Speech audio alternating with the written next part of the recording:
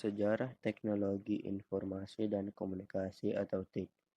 Perkembangan teknologi yang secara nyata memberi sumbangan terhadap perkembangan TIK pertama adalah temuan telepon oleh Alexander Graham pada tahun 1875.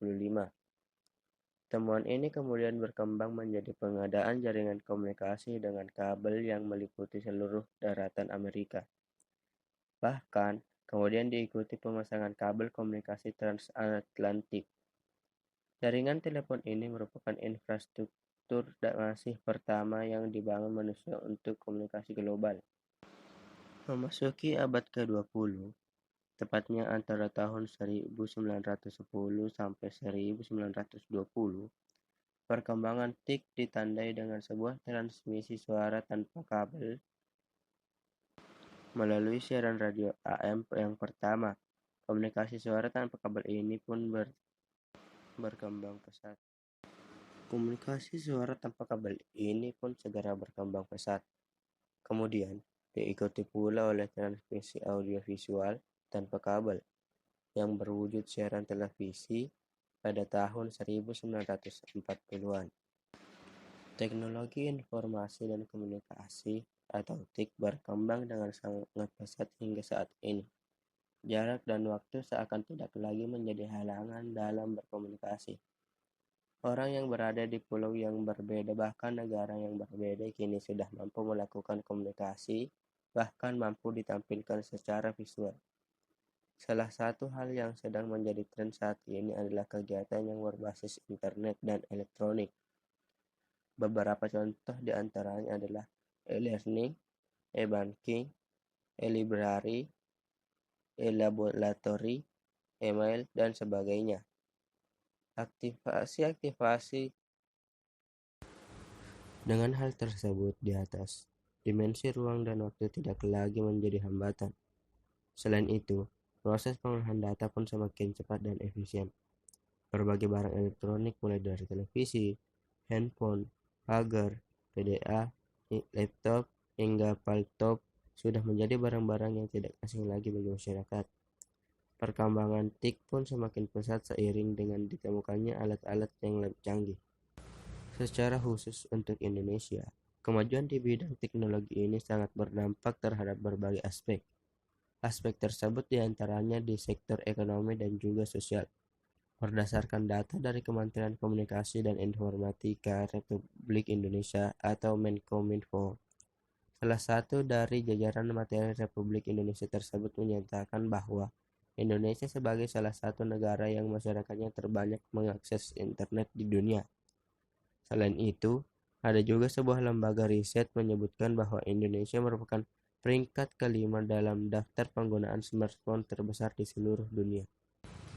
Komputer elektronik juga sebagai wujud perkembangan TIK.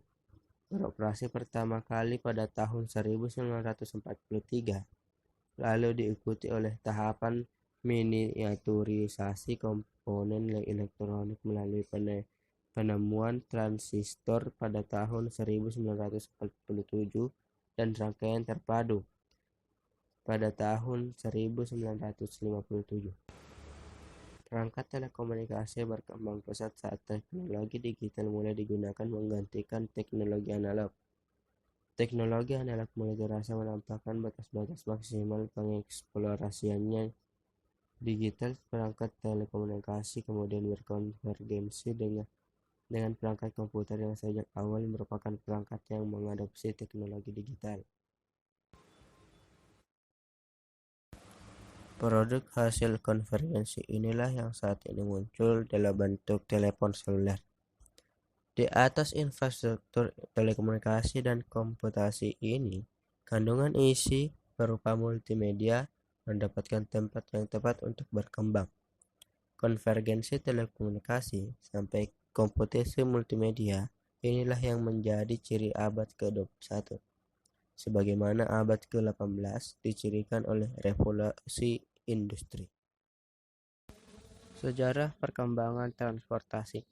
Transportasi didefinisikan sebagai sarana pengangkut yang memudahkan perpindahan manusia maupun barang dari satu tempat ke tempat yang lain. Sarana transportasi sendiri mulai berkembang sejak penemuan roda sekitar tahun 3500 sebelum Masehi. Pada masa itu, roda dibuat dari kayu yang sangat berat, sehingga perjalanan dengan sarana transportasi kala itu juga belum efisien seperti sekarang. Transportasi darat sudah dikenal sejak zaman kuno. Ada banyak banget sejenis transportasi darat pada masa itu seperti kuda tunggangan, kereta berkuda, gerobak, dan sepeda. Sayangnya, jenis-jenis transportasi darat di masa itu masih menggunakan tenaga hewan dan manusia untuk berpindah tempat. Kendaraan dengan mesin baru muncul setelah abad ke-18, tapi pada saat itu, mesin yang digunakan masih berupa mesin uap. Kendaraan bermesin uap ini mulai digunakan sejak 1870-an oleh tentara Prancis untuk mengangkut peralatan perang. Mesin uapnya juga masih terdiri dari 3 roda penggerak. Kecepatannya cuma seperti manusia saat berjalan. 1 dekade kemudian, mesin diesel ditemukan. Penemuan mesin diesel berbasis solar pada 1880-an menjadi tonggak sejarah penting bagi pengembangan kendaraan, yang dalam hal ini adalah mobil. Mesin diesel bikin bahan bakar yang digunakan pun jadi lebih efisien dan pergerakan mobil jadi lebih cepat. Sejak saat itu, mobil mulai banyak digunakan karena praktis dan bisa digunakan kapan saja untuk kemana saja. Perkembangan industri mobil dipelopori oleh Henry Ford, yang pertama kali melakukan produksi massal mobil. Nah, perkembangan mutakhir transportasi darat saat ini salah satunya adalah kereta api rel magnetik atau yang dikenal sebagai maglev, magnetic levitation, yang dirancang oleh seorang insinyur Inggris, Eric Ridgway pada tahun 1950.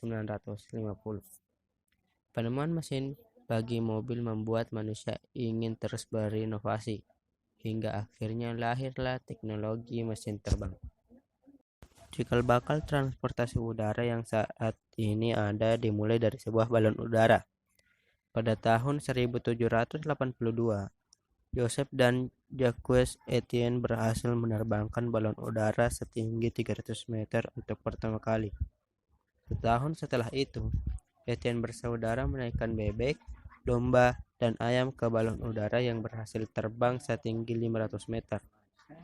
Balon udara kemudian berkembang hingga bisa membawa manusia sebagai penumpang. Perkembangan transportasi udara berikutnya ditandai dengan penemuan pesawat terbang yang dijuluki sebagai Kitty Hawk. Kala itu, pada tahun 1903, Orville dan Wilbur Wright merancang mesin pesawat terbang. Hingga akhirnya, rancangan pesawat terbang mereka bisa berguna mengangkut manusia maupun barang dengan jarak yang jauh secara cepat. Belum puas dengan mesin pesawat yang dirancang Wright bersaudara, tepat pada tahun 1905, seorang insinyur bernama Henry Fonda dari Rumania mengembangkan mesin pesawat jet. Prinsip kerja mesin jet yang diterapkan pada pesawat adalah menghisap udara dari bagian depan mesin dan mengeluarkannya dengan laju tinggi dari bagian belakang mesin. Barulah pada abad ke-20, pesawat berukuran besar seperti Airbus dan Boeing mulai digunakan untuk penumpang. Berbeda dengan transportasi darat dan udara, transportasi air sering dianggap sebagai transportasi kelas 2 oleh masyarakat dunia karena waktu tempuh dengan transportasi ini lebih lama daripada transportasi udara. Walau begitu, transportasi air sangat berguna untuk perjalanan antar pulau yang dekat serta harganya lebih murah daripada transportasi udara. Perkembangan transportasi air tidak lepas dari penemuan mesin uap oleh James Watt. James Watt telah menginspirasi Robert Fulton yang membuat kapal uap pertama dengan nama Clermont. Penemuan kapal uap dapat memudahkan banyak orang menyeberangi lautan. Selain kapal uap, ada pula kapal selam, yaitu kapal yang bergerak di bawah permukaan air yang umumnya untuk kepentingan militer. Sejarah kapal selam berawal sejak tahun 1500 Masehi dan mulai muncul pada abad ke-19. Penemuan kapal selam adalah Cornelis Drebbel. Kapal selam mulai terkenal sejak digunakan pada Perang Dunia I. Perkembangan transportasi punya berbagai dampak. Dampak positifnya, manusia menjadi lebih mudah berpergian. pengiriman barang antar wilayah yang lebih cepat, dan mempercepat pembangunan infrastruktur. Sementara itu, dampak negatifnya adalah makin banyaknya polusi udara, berkurangnya sumber daya untuk membuat kendaraan sampai kemacetan.